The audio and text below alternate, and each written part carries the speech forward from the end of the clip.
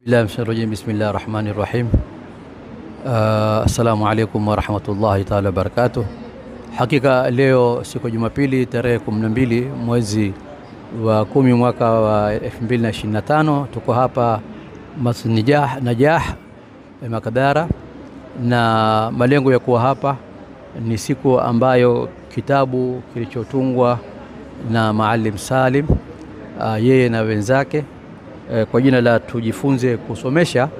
Hichi ni kitabu ambacho kitawasaidia walimu wa madrasa. Hakika kuna umuhimu sana kwa sisi Waislamu kuwa na watungaji wa vitabu ambao ni Waislamu. Ni kinyume kabisa kwamba tukisikia kuna vitabu vasomeshwa kwa lugha ya Kiislamu halafu aliandika au alitunga kitabu kile awe si Muislamu, pale nafikiri huwa ni masikitiko makubwa sana. Therefore kwa jambo kama hili ni sisi umati Muhammad kwa pamoja ndugu zetu kama kina Maalim Salim na wengineo ambao wanaotunga vitabu vya kusomesha dini ya Kiislamu, iwe ni shule masala ya IRE au iwe ni madrasa, kwa sababu ikiwa vitabu hivi havitapatikaniwa na kama tunavyojua elimu hivi sasa yabadilika kulingana na ile hali tulio. Tukupa mfano mdogo sana. Leo ikiwa madrasa zetu hawatakwenda kwenye mfumo wa kusomesha wanafunzi wao kwenye online, basi tutabaki nyuma, kwa sababu ndio wakati huno masala ya kusomeshana moja ni masala ya online. Miaka 40 nyuma ilikuwa hakuna jambo kama hili, na ilikuwa kwa walimu wetu na mashaka wetu walikuwa hawana haja ya kulijua jambo kama hili. Lakini kwa sasa tuko karne nyingine, tuko karne ambayo masala ya online ndio jambo muhimu sana kwenye kupata ilmu, na ndio faida ya kupata vitabu kama hivi ambavyo leo kimetolewa rasmi kwa bei ya shilingi 550, na tunafuraha kwamba baraza la maimamu wameitolea kununua vitabu 50, na tushawapa wale ambao walihudhuria hapa bila ya malipo. Gharama hiyo italipwa na baraza la maimamu. Umuhimu zaidi ni wale walimu ambao watakuwa wametukua hivi vitabu mwanzo wao wasomeshwe, halafu na wao waweze kukifahamu hichi kitabu kazi yake. Wakisha kukifahamu, basi itakuwa ni rahisi wao walimu na pia maalima kwenye madrasa ambao walimu ni wa kike wataweza kuwasomesha wanafunzi kwa njia rahisi. Hivi sasa kuna mpangilio pia ambao wa Ansar Muslim wana mpangilio, wataka kuweka warsha ya siku 2 ili waje walimu ambao wamesharitaya waje wasomeshwe kama TOTs, na wao waende wakasomesha walimu wenzao. Inshallah pia tukishapata gharama yao tutatafuta wafadhili tuweze kuhakikisha kwamba huu mpangilio wao ambao wanao leo wametuambia Ansar Muslim, ili waweze kufaulu kwenye hizo siku 2 zao za warsha, ambao wao itakuwa ni mfumo wa TOT bi maana training of trainers. Wao watasomeshwa na wao watakwenda kuwasomesha walimu wenzao. Inshallah tuomba Mwenyezi Mungu ajalie harakati kama hizi ziweze kuzidi, na zitazidi ikiwa taasisi mbalimbali za Kiislamu hapa Pwani na Kenya nzima wataweza kuwasaidia hawa ndugu zetu wanaotunga vitabu, hususan vitabu ambavyo fahusu dini ya Kiislamu. Shukran, jazakumullah khair. Barakallahu fik. Asante kwa daktari. Na mdizangu wa watazamaji kwanza, tumuona daktari pia yuko hapa, na kama tunavyojua daktari ndiye mwenyewe haswa kwenye mambo hatuko kama swala ya mambo mathna wala nini, leo si mathna wala suruba, leo ni mambo ya elimu. Daktari wako baadhi ya ndugu zetu ambao kwamba alhamdulillah wamesoma na wengine ni madoktori, lakini wamekaa na bado hawajaweza kutilia maanani umuhimu wa kuandika vitabu, labda utawaambia nini? Mashaallah, nafikiri ni wakati watu kubali mwamko ya kwamba hatuwezi kulaumu watu hawasomi ama jamii haisomi ama watoto hawasomi wakati hatujaandika vile vitu ambavyo wanastahili kusoma. wale ambao tumebarikiwa na elimu, ikiwa hatutoiweka hii elimu katika makaratasi na vitabu, basi tutakufa nayo, na tukifa nayo itakuwa ni hasara kubwa sana.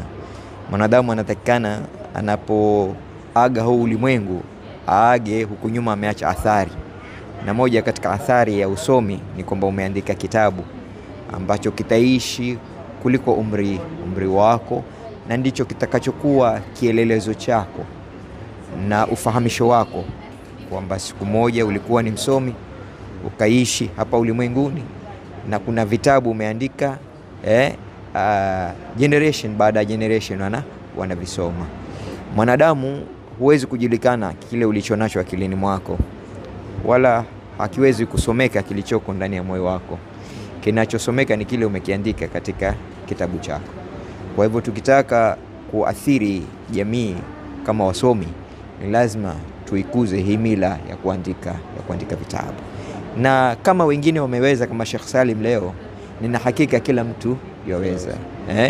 Safari ya kilomita 100 huanza na hatua moja. Kwa hivyo nataka kuwapa moyo wale wote wenye mazuri ya kueleza mujtama, basi wayaweke kwenye vitabu ili generation after generation wafaidi na hayo mazuri yetu inshallah. Tukitoka kwenye mada hii kidogo, ingawa hili nitakalokuzungumza limeambatana na haya ya leo, ni kwa kuanzia juzi, yani moyo wangu unaniuma sana. Napata simu nyingi kutoka kwa wanafunzi wale ambao wamemaliza masomo yao hapa na hivi sasa wataka usafiri.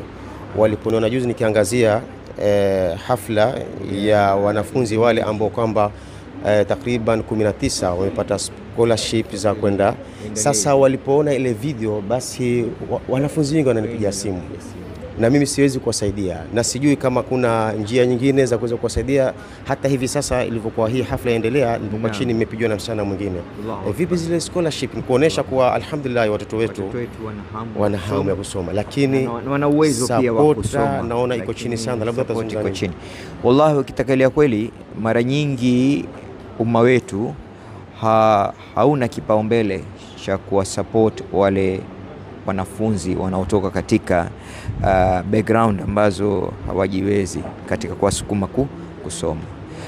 Kwa hivyo ni wakati sasa hivi, ikiwa tutataka usomi na tunataka watu wawe kuwa taalam katika njia na mbinu tofauti, tuwasaidie katika kupata nafasi za kwenda kusoma, kwa sababu kuna wanafunzi wengi wako na daraja zinazohitajika kupewa scholarship na kwenda nje, lakini hakuna mwenye kuwapa support kama hiyo.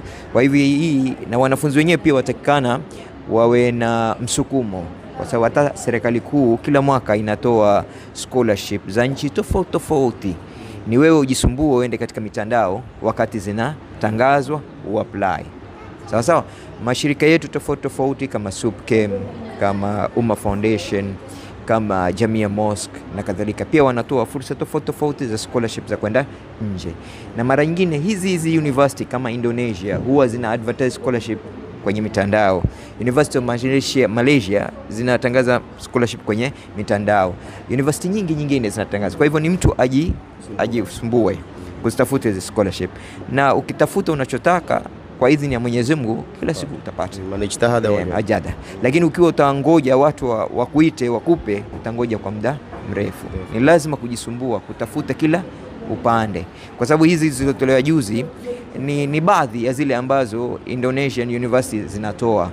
Kwa hivyo ni muhimu kwenda katika mitandao ya university tofauti za Indonesia, Malaysia, South Africa, kadhalika Nigeria, Uganda, Islamic University of Uganda, na Islamic University of Mali. Hizi zote, Dar es Salaam University, hizi zote zinatoa scholarship kila mwaka. Lakini nitaka mwanafunzi ajisumbue aende katika mitandao apply, inshallah Mwenyezi Mungu atampa taufiki inshallah.